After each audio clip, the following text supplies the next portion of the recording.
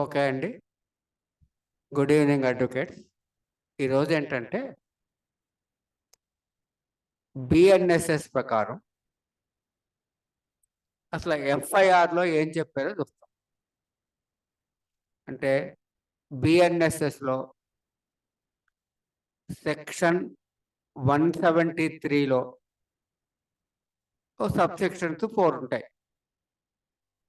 వాటిలో అసలు ఈ ఎఫ్ఐఆర్ గురించి చెప్పారు. ఎఫ్ఐఆర్ ఎక్కడ వస్తుందంటే కాగ్నిజబుల్ అఫెన్స్లో వస్తుంది. అంటే ఫస్ట్ మనం ఈ ఎఫ్ఐఆర్కి ముందు 2 పాయింట్లు తెలియాలి. ఒకటి, ఎఫ్ఐఆర్ అంటే బిఎన్ఎస్ఎస్లో సెక్షన్ 173లో చెప్పారు. 173లో అయితే ఈ 173 దేని గురించి అంటే కాగ్నిజబుల్ అఫెన్సెస్ గురించి. కాగ్నిజబుల్ అఫెన్సెస్ మనకు 2 ఉంటాయి. ఇంకోటి non cognizable offences.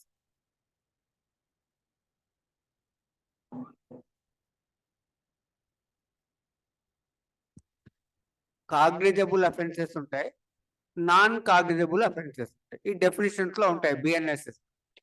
Cognisable offence అంటే a police can arrest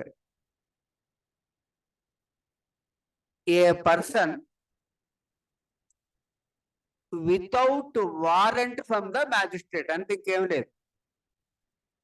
cognisable offence అంటే a police can arrest a person without warrant from the magistrate, that means from court. Non cognizable offence అంటే a police cannot arrest in non cognizable cases without warrant from the magistrate. So cognizable case అంటే a police can arrest in cognizable cases without warrant from the magistrate.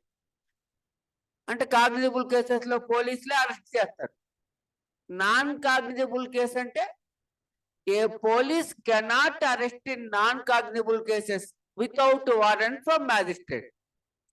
అయితే అసలు ఏది cognizable case, ఏది non cognizable case అంటే BNSS లో sections అయిపోయిన తర్వాత ఒక షెడ్యూల్ ఉంటుంది. ఆ షెడ్యూల్లో బిఎన్ఎస్ లో సో సెక్షన్ కాగ్నిజబులా, నాన్ కాగ్నిజబులా, బెయిలబులా, నాన్ బెయిలబులా, ట్రయల్ బై విచ్ కోర్టు ఉంటుంది. సో ఒక కేసు అది కాగ్నిజబుల్ కేసా నాన్ కాగ్నిజబుల్ కేసా అంటే ఎక్కడ ఉంటారంటే బిఎన్ఎస్ఎస్ లో ఫస్ట్ షెడ్యూల్లో ఉంటుంది. ఓకే అండి. ఒక కేసు అది కాగ్నిజబుల్ నాన్ కాగ్నిజబుల్ తెలియాలంటే బిఎన్ఎస్ఎస్ లో సెక్షన్స్ అయిపోయిన తర్వాత ఫస్ట్ షెడ్యూల్లో ఉంటారు. ఓకే అండి, ఫస్ట్ షెడ్యూల్లో ఉంటారు. రైట్. సో ఇప్పుడు ఎఫ్ఐఆర్ అంటే ఎక్కడ ఓన్లీ కాగ్నిజబుల్ కేసెస్ లో వస్తుంది. ఎఫ్ఐఆర్ కాగ్నిజబుల్ కేసెస్ లో వస్తుంది. నాన్ కాగ్నిజబుల్ అంటే అసలు వీళ్ళు రిజిస్టర్ చేయరు కోర్టు పర్మిషన్ లేకుండా. సో ఎఫ్ఐఆర్ అనేది కాగ్నిజబుల్ కేసెస్ లో వస్తుంది. ఈ కాగ్నిజబుల్ కేసెస్ ఈ ఎఫ్ఐఆర్ అర్థం అవడానికి 3 కేటగిరీస్ గా మనం అండర్స్టాండ్ చేసుకోవాలి. ఒకటి, ఈ cognizable cases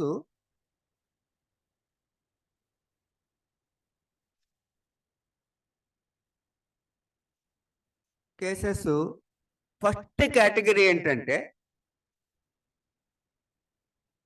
offences punishable for less than 3 years. First category ఏంటంటే punishment up to less than 3 years. First category ఏంటంటే offences punishable less than 3 years, 3 years లోపు ఒక కేటగిరీ. రెండోది offences punishable with 3 years or above but less than 7 years.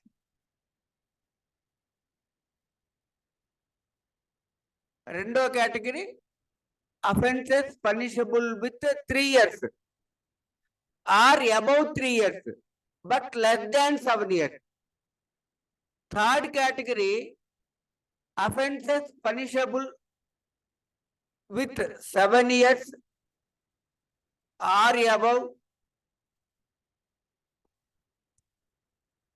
Life imprisonment, death imprisonment.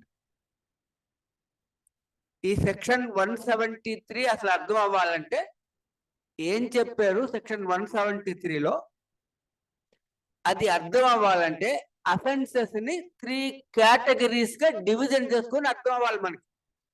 ఒక type of offences 3 years లోపు ఉంటాయి. 3 years లోపు ఉంటాయి. Suppose concealment of birth, ఓ పిల్లోడు పుట్టాడు, ఆ డెడ్ బాడీని ఎవరికి తెలియకుండా పూడ్చిపెట్టేశారు అనుకోండి, 2 years పనిష్మెంట్.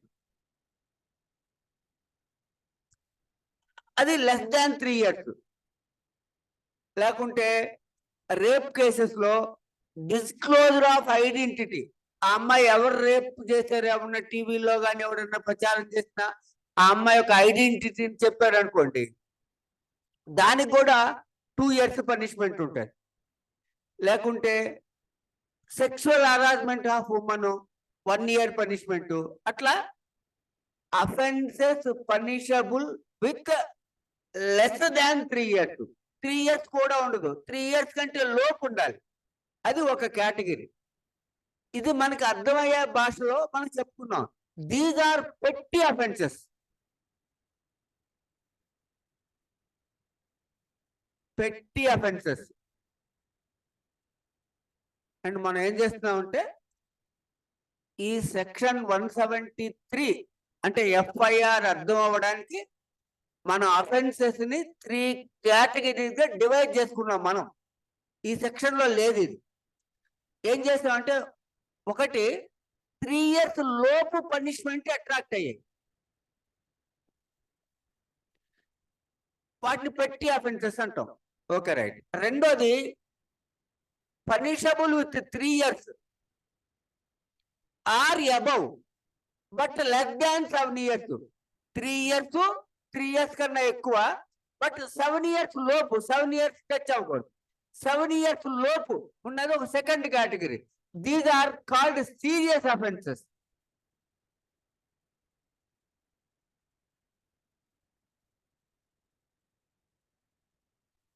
థర్డ్ కేటగిరీ ఉంటుంది punishable with 7 years or more.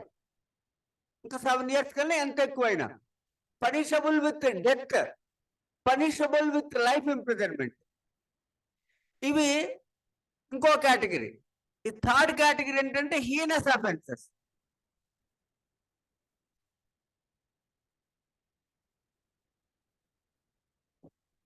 Okay అండి, 2 పాయింట్లు ఇప్పుడు వరకు చెప్పుకున్నాం. ఒకటి cognizable case, non cognizable case ఉంటుంది. కాగ్నిజబుల్ కేసు అంటే a police can arrest in that case without warrant. Non cognizable offence అంటే a police cannot arrest in that case without warrant from the magistrate. అయితే ఏ case cognizable, ఏ case non cognizable అంటే ఎక్కడ ఉంటాయంటే BNSS లో sections అన్ని అయిపోయిన తర్వాత ఫస్ట్ షెడ్యూల్ ఉంటుంది. దాంట్లో ఏ అఫెన్స్ కాగ్నిజబుల్, ఏ అఫెన్స్ నాన్ కాగ్నిజబుల్ ఉంటుంది. తర్వాత ఈ అఫెన్సెస్ ని 3 కేటగిరీస్ గా డివైడ్ చేసుకున్నాం. ఫస్ట్ కేటగిరీ 3 years లోపు పనిష్మెంట్ పడే పెట్టి offences. Second category 3 years or above but less than 7 years. 7 years touch అవ్వకుండా లెస్ దాన్ 7 years. ఇవి serious offences. Third category 7 years or above. 20 years ఉండొచ్చు, 30 years ఉండొచ్చు. 7 years or above and life and also death. ఇవి serious offences. ఇవి 3 categories అర్థం అవ్వాలి. Right. ఇప్పుడు నేను ఆ సెక్షన్ చదువుతాను. చదివే ముందు దాన్ని సబ్స్టెన్స్ రిపోర్ట్ చేస్తున్నాం. సబ్స్టెన్స్ ఏంటంటే ఈ బిఎన్ఎస్ఎస్ లో ఏం చెప్పారంటే any information received about a cognizable offense,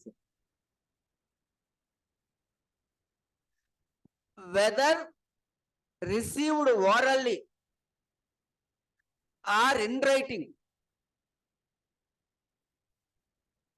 or through emails, WhatsApp, electronic mode, ఎలా అయినా రానివ్వండి, FIR must be registered. ఇది పాత సిఆర్పిసిలో ఉన్నది. ఇక్కడ వచ్చిన మార్పు ఏంటంటే 2 మార్పులు వచ్చినాయి. ఒకటి, irrespective of jurisdiction, irrespective of area పెట్టారు. ఆ పోలీస్ స్టేషన్ కి లోకల్ జ్యూరిడిక్షన్ కాకపోయినా ఎక్కడో హైదరాబాద్ లో జరిగిన ఏలూరులో కంప్లైంట్ ఇస్తే 0 FIR కింద రిజిస్టర్ చేయమన్నారు. ఈ 0 FIR అనేది కొత్తగా వచ్చింది ఏం కాదు. కాకపోతే సిఆర్పిస్ లో ఇంక్లూడ్ అవ్వలేదు, బిఎన్ఎస్ఎస్ లో ఇంక్లూడ్ అయింది. 0 FIR అనేది మనకి ఢిల్లీలో నిర్భయ కేసు జరిగింది 2012లో. ఆ నిర్భయ కేసు జరిగినప్పుడు జస్టిస్ వర్మ కమిటీ వేశారు.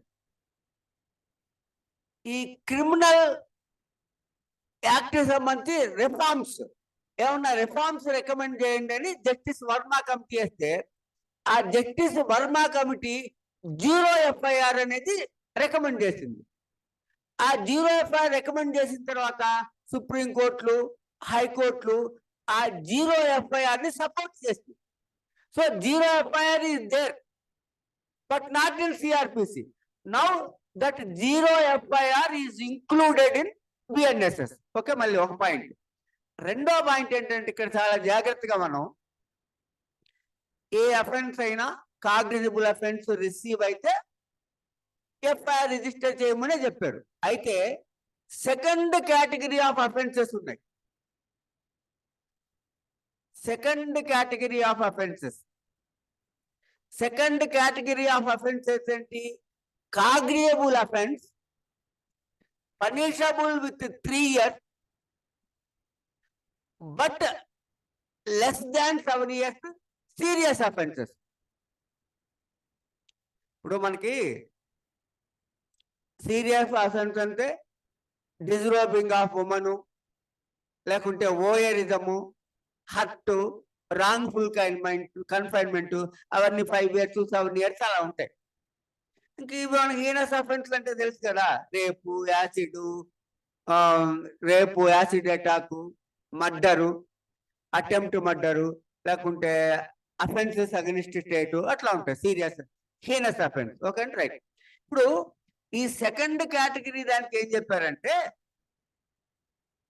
If A cognizable offence is reported, informed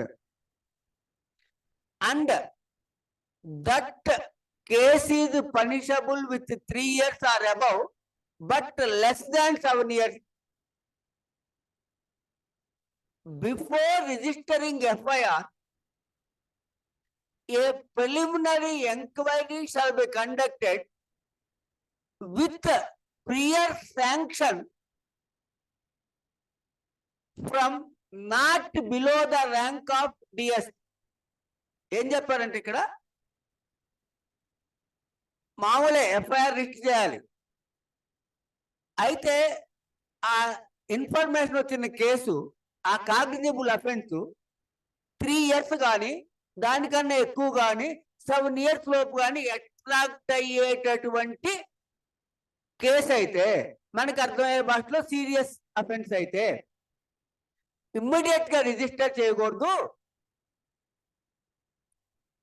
ఒక ప్రిలిమినరీ ఎంక్వైరీ చేయాలి, that to with prior sanction from the DSP.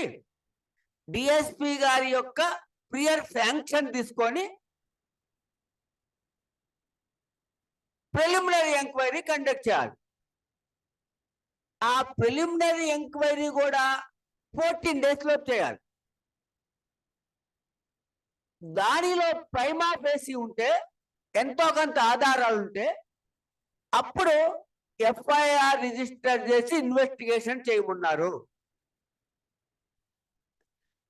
ఇక్కడ సెకండ్ కేటగిరీలో, అంటే ఫస్ట్ కేటగిరీలో పెట్టి అఫెన్సెస్ కి 3 years లోపు అఫెన్సెస్ కి ఇమ్మీడియట్ గా ఎఫ్ఐఆర్ చేయాలి.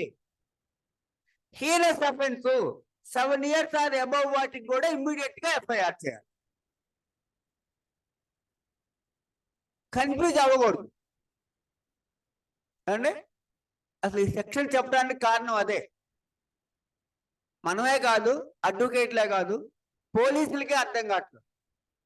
సరే, వాళ్ళు ఎలాగో వాళ్ళు ఇష్టం వచ్చినట్టు చేస్తారు. లా తెలిసి ఇష్టం వచ్చినట్టు చేయడం వేరు, లా తెలియకుండా చేయడం వేరు. ఓకే అండి, రైట్. ఇప్పుడు ఒక cognizable offence less than 3 years report అయితే, irrespective of area where the incident took place, FIR చేయాలి. And if a cognizable report is received, punishable with 7 years or more, or life imprisonment or death imprisonment, shall also be registered FIR immediately. Only if a cognizable case is reported punishable with 3 years or more, but less than 7 years, it shall not be registered immediately. For these cases, a preliminary inquiry shall be conducted within 14 days from the prior sanction of the DSP. And if the case is prima facie existence of prima facie, then it shall be registered and further investigated. ఇవి ఇంకా దీంట్లో ఏం చెప్పారంటే, మనకు తెలిసిందే, overall గా ఎవరన్నా వచ్చి ఇన్ఫర్మేషన్ ఇస్తే ఇన్ రెడ్యూస్ ఆ స్టేషన్ హౌస్ ఆఫీసర్ దాన్ని రాసుకోవాలి, లేకుంటే ఎవరికన్నా రాయమని అప్పు చెప్పాలని చెప్పి, తర్వాత ఆ విక్టిమ్ కో ఇన్ఫర్మేంట్ కో చదివి వినిపించాలని చెప్తుంది. ఇన్ రైటింగ్ ఇచ్చిన, ఓవరాల్ గా ఇచ్చిన ఆ కంప్లైనెంట్ లేకుంటే ఆ విక్టిమ్ ఆ ఇన్ఫర్మేంట్ దగ్గర సిగ్నేచర్ తీసుకోమన్నారు. ఒకవేళ ఎలక్ట్రానిక్ కమ్యూనికేషన్ మోడ్లో ఈమెయిల్, వాట్సాప్లు ఇట్లా ఎలక్ట్రానిక్ కమ్యూనికేషన్ మోడ్లో వస్తే it shall also be registered, but must be signed by the informant or victim within 3 days. 3 days లోపు వాళ్ళు వచ్చి సిగ్నేచర్ చేయాలని చెప్పారు. ఇవే మనకి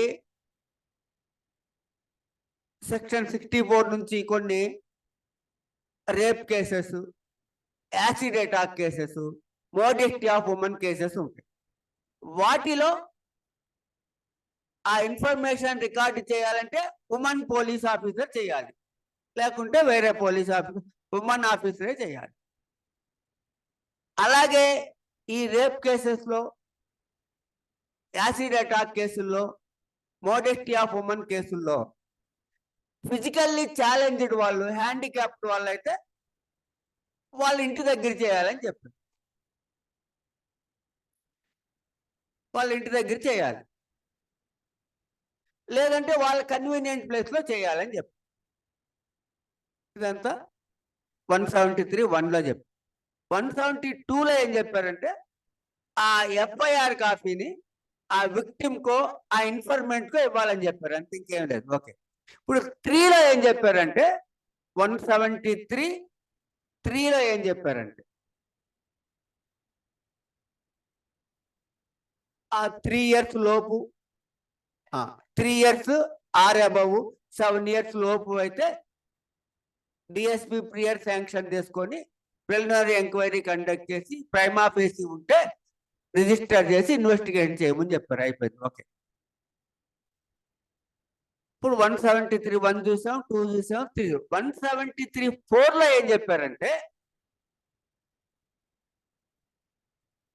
ఒకవేళ ఆ ఎస్హెచ్ఓ కేసుని రిజిస్టర్ చేయకపోతే చేతండి యాక్ట్లోనే రిజిస్టర్ చెయ్యకపోతే అంటే చెయ్యని అవకాశాలు చాలా ఉంటాయని అర్థం.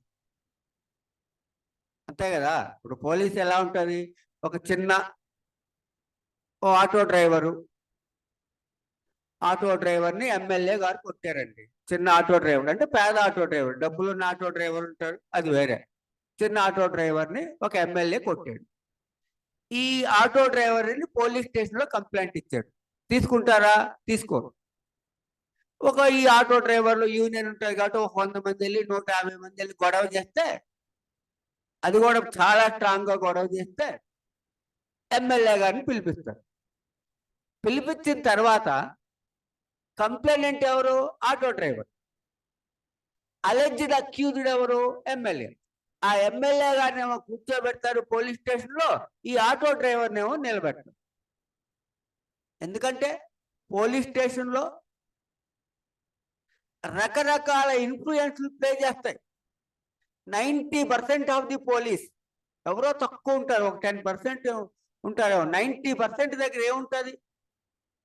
పొలిటికల్ ప్రెజర్కి లొంగుతారు పోలీసులు. పొలిటికల్ ప్రెజర్ అంటే లేకుంటే అన్డ్యూ ఇన్ఫ్లుయెన్స్ ఉంటుంది. పైనుంచి ఎస్పీలు డిఐజీలు చెప్తారు, అన్డ్యూ ఇన్ఫ్లుయెన్స్ ఉంటుంది, పొలిటికల్ ప్రెజర్ ఉంటుంది, నెపోటిజం ఉంటుంది, కరప్షన్ ఉంటుంది, పెక్యునరీ గెయిన్ ఉంటుంది, వెస్టెడ్ ఇంట్రెస్ట్ ఉంటుంది. ఇవన్నీ ప్లే చేస్తాయి పోలీస్ స్టేషన్స్ లో. పోలీస్ ఉద్యోగం చేయటం అంటే అన్ని ప్రెజర్స్ తట్టుకోవాలి. ఈ ప్రెజర్స్ కాళ్ళు లొంగిపోతాడు, అవతల వాడు ఏమైపోయినా పర్వాలేదు. అందుకు వచ్చింది ఆ పాయింట్. ఓకే. ఇప్పుడు అంటే ఏం చెప్పారు ఆ సబ్సెక్షన్ 4లో? ఒకవేళ పోలీసులు మీ కేసుని రిజిస్టర్ చేయకపోతే అన్నాడు. అంటే చేయకుండా అవకాశాలు చాలా ఉంటాయి నా అర్థం. చేయకపోతే ఏం చేయమన్నారంటే ఫస్ట్ ఆ స్టేషన్ హౌస్ ఆఫీసర్కి ఒకసారి మనం రిజిస్టర్ పోస్ట్లో పంపిస్తాం, ప్రూఫ్. లేకపోతే ఇవ్వలేదంటారు కదా, పంపిస్తాం. పంపించిన తర్వాత ఈ సబ్స్టెన్స్ని సూపరింటెండెంట్ ఆఫ్ పోలీస్కి రిపోర్ట్ చేయమన్నారు. రిజిస్టర్ పోస్ట్ సూపరింటెండెంట్ ఆఫ్ పోలీస్కి, సార్ మేము ఈ విధంగా సో అండ్ సో కంప్లైంట్ ఇచ్చాము, ఎస్హెచ్ఓ రిజిస్టర్ చేయలేదు కాబట్టి మీకు ఇంటిమేట్ చేస్తున్నాం, మీరైనా రిజిస్టర్ చేయండి లేకుంటే రిజిస్టర్ చేయించండి అని డిస్ట్రిక్ట్లో అయితే పోలీస్ సూపరింటెండెంట్కి, సిటీస్లో అయితే మెట్రోపాలిటన్ సిటీస్లో అయితే కమిషనర్ ఆఫ్ పోలీస్కి ఆ ఇన్ఫర్మేషన్ ఇవ్వాలి. ఏమి ఇవ్వాలి? సో అండ్ సో ఎస్హెచ్ఓ మేము ఇచ్చిన కంప్లైంట్ రిజిస్టర్ చేయలేదు కాబట్టి మీరైనా రిజిస్టర్ చేయండి లేకుంటే రిజిస్టర్ చేయించండి. ఎక్కడ? ఇప్పుడు బిఎన్ఎస్ఎస్ లో పోలీస్ పవర్స్ ఎలా ఉంటాయి, సిఆర్పిసిలో అయినా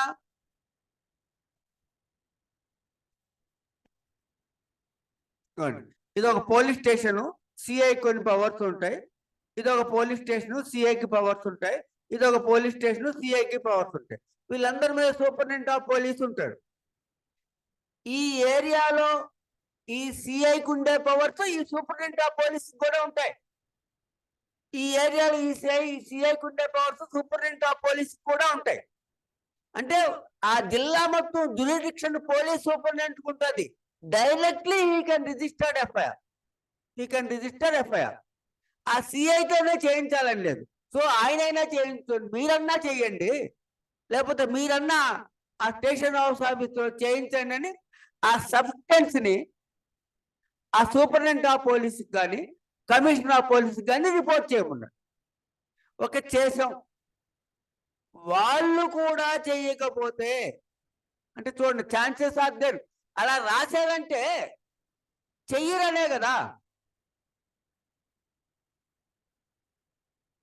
రకరకాల ఇన్ఫ్లుయెన్స్ల వల్ల చెయ్యరని చెప్పాం రకరకాల ఈవిల్స్ వల్ల. వాళ్ళే చెయ్యకపోతే అన్నారంటే చెయ్యని ఛాన్సులు కూడా ఉంటాయని. అప్పుడు ఏం చేయమన్నారంటే కోర్టుల్లో ప్రైవేట్ కంప్లైంట్ వేసుకోమన్నారు. పాత సిఆర్పిఎస్ అయితే 190, 200, ఇక్కడైతే 210, 223 బిఎన్ఎస్ఎస్ 210, 223 ప్రకారం ప్రైవేట్ కంప్లైంట్ వేసుకో. ఇది సెక్షన్ 173. ఓకే, ఇప్పుడు ఆ సెక్షన్ ఒకసారి చదువుతాను చూడండి. ఏం లేదు, 2 పేజీలే ఉంటుంది. ఇది chapter 13, information to the police and their powers to investigate. ఇది ఒక చాప్టర్. ఓకే, దీంట్లో 173 సెక్షన్ మనం చూస్తున్నాం. ఇన్ఫర్మేషన్ ఇన్ కాగ్నిజబుల్ కేసెస్, అది హెడ్డింగ్. 173 సెక్షన్ హెడ్డింగ్ ఏంటంటే information in cognizable cases, right. దాంట్లో sub section 1, every information relating to the commission of a cognizable offense, irrespective of the area where the offense is committed, this is known as zero FIR. This is included BNSS, but previously also existence in the name of zero FIR. చెప్పాం కదా, justice Varma committee recommend చేసింది. Nirbhaya case మీద వేసినటువంటి justice Varma committee 0 FIR పేరుతో ఉంది. ఆ తర్వాత అది సబ్స్టాంటివ్ యాక్ట్ లో రాలేదు, కానీ చాలా సుప్రీంకోర్టు, హైకోర్టు జడ్జిమెంట్లు సపోర్ట్ చేసింది 0 FIR. May be given orally or by electronic communication to an officer in charge of police station. So ఏమన్నారు, ఒక కాగ్నిజబుల్ అఫెన్స్ గురించి ఇర్రెస్పెక్టివ్ ఆఫ్ ఏరియా ఓరల్ గా కానీ ఎలక్ట్రానిక్ కమ్యూనికేషన్ కానీ ఇచ్చేయమన్నారు. If given orally it shall be reduced to writing by him or under his direction. ఆయనే రాసుకోవాలి, లేకుంటే రైటర్ కో చెప్పాలి. And be read over to the information, ఏమి రాశారో ఆ ఇన్ఫర్మేషన్ ఇచ్చిన ఆయనకి చదివి వినిపించాలని చెప్పారు.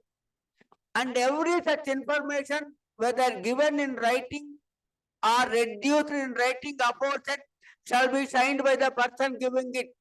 Oral ga ichina ఆయన సంతకం ఉండాలి, ఇన్ రైటింగ్ ఇచ్చిన ఆయన సంతకం ఉండాలి. 1 లో 1 కదా, 1 లో 2. If given by electronic communication, it shall be taken on record by him on being signed within 3 days by the person giving it. ఏమన్నారు ఇక్కడ, ఎలక్ట్రానిక్ కమ్యూనికేషన్ ద్వారా కూడా ఇవ్వచ్చు, అంటే వాట్సాప్ల ద్వారా, వీడియోల ద్వారా, లేకుంటే మెయిల్ ద్వారా ఇవ్వచ్చు. కానీ ఇచ్చిన 3 days లో అతను వచ్చి సైన్ చేయాలన్నారు. ఇక్కడ కొన్ని డౌట్స్ ఉంటే అవి కోర్టులు క్లారిఫై చేయాలి. ఎక్కడో దుబాయ్లో ఉండి కంప్లైంట్ ఇచ్చాడు, రిజిస్టర్ చేయాలి. 3 days లో రాకపోతే ఏం చేయాలనేది ఈ సబ్స్టాంటివ్ లాలో లేనిది, ప్రొసీజరల్ లాలో కోర్టు డెసిషన్స్ తీసుకుంటాయి. ఓకే, అండ్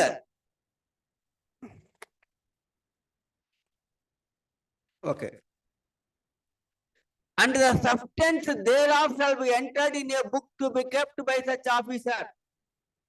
దానిని FIR చేయాలి, జనరల్ డైరీ ఉంటుంది, రాసుకోవాలి. స్టేట్ టు స్టేట్ రకరకాల పేర్లు పిలుస్తారు. ఓకే, ఇక్కడ ఏం చెప్పారంటే నెక్స్ట్ పేరాలో అదే రేప్ కేసులు, మోడెస్టీ ఆఫ్ ఉమెన్, యాసిడ్ కేసుల్లో ఉమెన్ ఆఫీసర్ రికార్డ్ చేయాలని చెప్పారు. ఒకసారి చూస్తారు. Provided that if the information is given by the woman against whom an offense under section 64, 65, 66, 67, 68, 69, 70, 71, 74, 75, 76, 77, 78, 79, 124 of BNSS 2023. BNS 2023. Bharatiya Nyaya Samhita 2020 is alleged to have been committed or attempted. Then such information shall be recorded by a woman police officer or any woman officer. So ఇది మాత్రం ఈ కేసులన్నీ అంటే ఈ section 64 నుంచి rape acid attack, modesty of women. Okay, ఈ women officer తో record చేయించాలని చెప్పారు. అంటే చెప్పడం ఇబ్బంది కాబట్టి. రైట్. ఇంకో దాంట్లో ఏం పాయింట్ చెప్పారంటే, in the event of the person against whom an offence under above sections is alleged to have been committed is temporarily or permanently mentally physically disabled persons అయితే వాళ్ళు మెంటల్లీ డిజేబుల్డ్ అవ్వచ్చు, physically disabled అవ్వచ్చు, permanently disabled అవ్వచ్చు, temporary disabled అవ్వచ్చు. Information recorded by police officer at the residence of the person seeking to report such offence. వాళ్ళ ఇంటి దగ్గర చేయమన్నారు.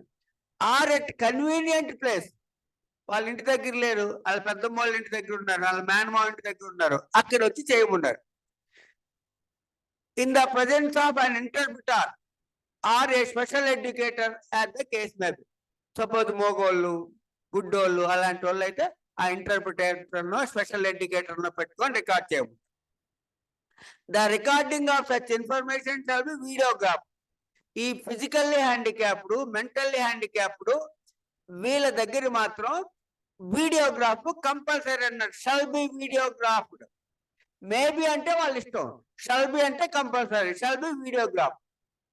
The police officer shall get the statement of the person recorded by a magistrate. వీలున్నంత త్వరగా ఆ statement magistrate ముందు కూడా, magistrate దగ్గర కూడా రికార్డ్ చేయించుకున్నారు 183(6A) ప్రకారం.